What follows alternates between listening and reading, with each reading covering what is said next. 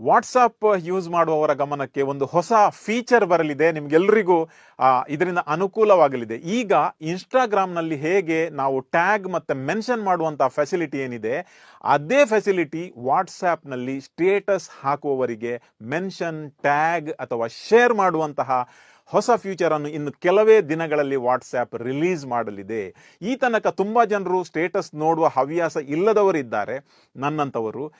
ಮತ್ತೆ ಕೆಲವರು ದಿನಕ್ಕೆ 50-60 ಬಾರಿ ಕೂಡ ಸ್ಟೇಟಸ್ ಅನ್ನ ನೋಡ್ತಾರೆ. ಸ್ಟೇಟಸ್ ಅನ್ನ ಹಾಕಿದ ಮೇಲೆ ಅದು ನೋಡದವರಿಗೆ ಇದು ಅಡ್ವಾಂಟೇಜ್ ಆಗುತ್ತೆ. ಯಾಕೆಂದ್ರೆ ಸ್ಟೇಟಸ್ ಅನ್ನ ಹಾಕಿ ನೀವು ಯಾರು ಅದನ್ನ ನೋಡಬೇಕಂತ ಅನಿಸ್ತೀರಾ ಅವರಿಗೆ ಟ್ಯಾಗ್ ಮಾಡಬಹುದು, ಅವರಿಗೆ ನೀವು ಮೆನ್ಷನ್ ಮಾಡಬಹುದು.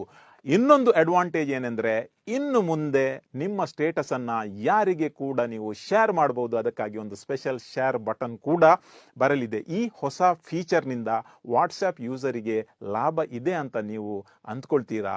ನಿಮಗೆ